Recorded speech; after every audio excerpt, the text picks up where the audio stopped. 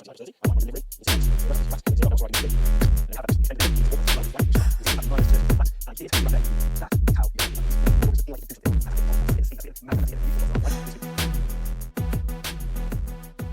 going to teach you a move that you can do with your lead wrist, which I was guarantee will unlock way more accuracy and way more distance. And I think you might have been given some poor information. There's a very good chance that you've been prescribed a drill which I think is actually holding you back, and I would advise that you avoid. We'll come to that at the end.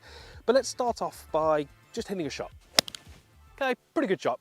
Leaked it, touch right, but I would be pretty happy with that. So let's have a look at what the data shows.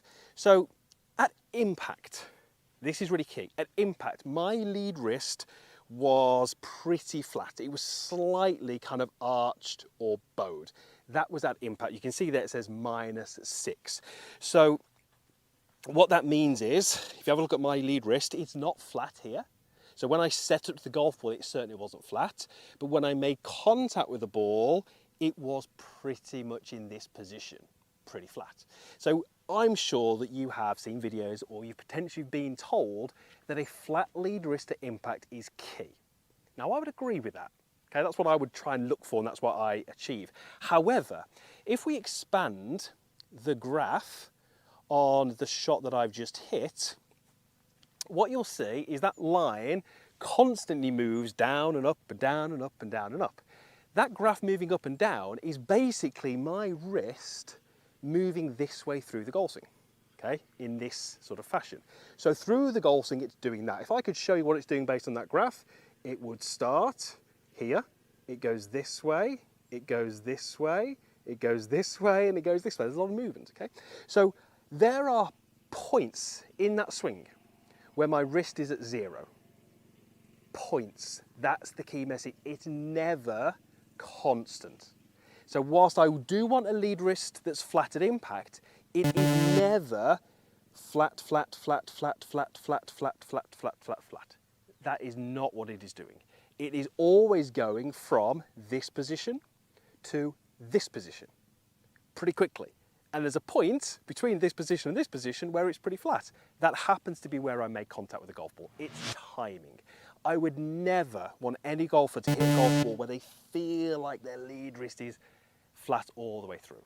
We might have seen clips of Colin Morikawa, Bryson. There are a couple of golfers who have to do that based on grip styles and that kind of stuff, but for the most part, that's not going to help. So why is it so important that we go from here to here? Well, imagine this. If I picked up this golf ball and held it in the palm of my lead hand, and you asked me to imagine it's like a Frisbee, and I wanted to throw it as far down this way as I can, I would use the wrist like this to create me some speed and some power. I would go back and I would arch my wrist, I would really unwind my body, and then I would take my wrist from this very arched position and I would fling it through to this extended position. That would give me a huge amount of speed in that Frisbee. The same thing applies to the golf swing. If we can get your wrist doing this, it gives you speed in the club. That's really important. So for it to go from here to here, it obviously at some point needs to be here in this arched position. So when I go to a delivery here, watch what happens if I cup the wrist this way. What happens to that club face? It is open, it is pointing up to the sky. So this is my wrist extended, okay? Extended means open. So let's go back to our Frisbee analogy. Imagine I've got my wrist extended. I wind up here, I've got no power. It can't go anywhere because it's already extended. So when I'm trying to throw that Frisbee, it doesn't feel great. It doesn't feel natural. It feels like I'd struggle to get any speed into it. So when the wrist is extended, what can we say? Club face is open. We don't really want that. And you're not going to be able to create any speed. Two things that are just really going to hold you back as a golfer. You're going to be slicing it and slicing it not very far. What we want you to do is get the wrist in this arch position, which controls the face, which gives you unbelievable accuracy, and then when we can move it from here to here, we get speed. So we get accuracy and we get speed. Now, I don't know about you, but those are two things that I want in my golf game. So we've got to learn how this wrist works, and I've got a drill here which is going to help you, and then as I say at the end of the video we'll come on to that one which is being used a lot, but I would urge you kind of stay away from it. So what I'm going to get you to do is learn how this wrist works. Okay, and let's do that first without a golf club. So I'm going to take my setup here. I'm going to imagine I've got a golf club, and you'll notice that I've got a little bit of cupping in that wrist. If I show you what that number would be, you can see that it's around about plus 23. That's a little bit of shape in here. That's natural when I hold the golf club.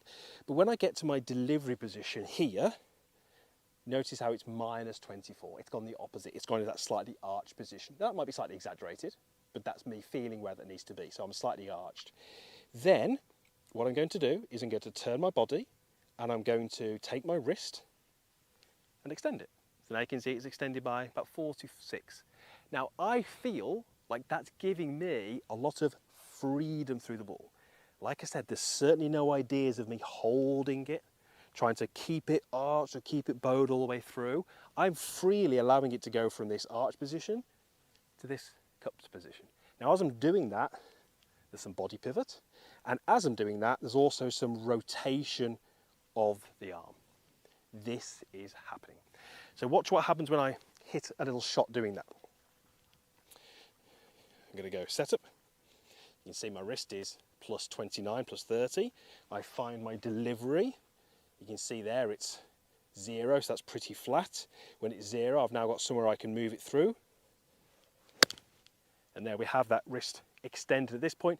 But did you see the ball flight? It was low, it was flighted, it was struck. You can see my impact was minus 2, so it was pretty flat. And I did, you see the graph there, it was moving.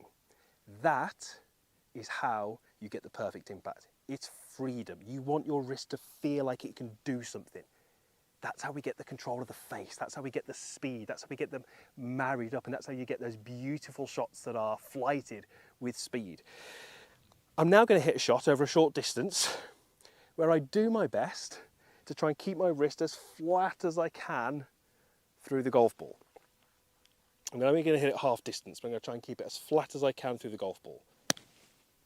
Oh, that feels awful. That feels awful. And you can see the graph, if I expand that, it was much flatter. You can see that the graph was much flatter. I was close to 0, but then I held it.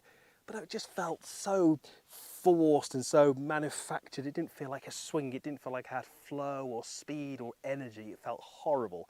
And if I was playing holes that were 50 yards, I could potentially do that, but I don't. I play normal golf courses with the holes of 400 yards. So it doesn't work. We can't do it that way. So the little drill I want you to do is in here, arch that wrist, feel like the palm is facing up towards the sky. You can exaggerate it if you wanted a drill, which puts the face down, and then you're going to turn, and as you turn, you're going to release that wrist. And as you do that, with a bit of body turn, you're going to hit these beautiful low flighted shots that get you into these perfect positions. So at the start, I mentioned a drill that I didn't think was great for your golf game, that many people get prescribed. What is that drill? Well, it's this one. I'm sure you've seen lots of golfers take an alignment stick, or suggest you take an alignment stick, hold it by the side of your golf club, place it to the side of the body. And a little caveat, I've probably done videos on this before. So just put it out there. No need to go in the comments and say, you did this a couple of years ago. I used to coach this. I don't coach it anymore for the reasons that we've gone through in this video. Using hat motion has really opened my eyes to what actually happens. So we get told often that at setup, this should contact your left side, and you want to be hitting shots where it never contacts you on the way through. So we feel like we're doing this on the way through. Now, there are some benefits to this drill. It can, for some, help them get their body moving. So it can be okay to engage a bit more turn, but it's really not great for learning what the wrists do. Because what it's going to do is it's going to basically force you to do something that is very unnatural. Something that actually doesn't happen in a golf swing. That we don't see great players do, that's not going to give you speed, it's not going to give you the distance, it's not going to give you the strike. It's okay for the body, but when I do the right thing, oh, it thumps me in the side. And when we do that drill, we get told to keep that away from you. So yeah, there might be some of you out there who can get a little bit from that drill, but for the most part, I think it actually holds you back and it encourages you to create something that doesn't actually happen.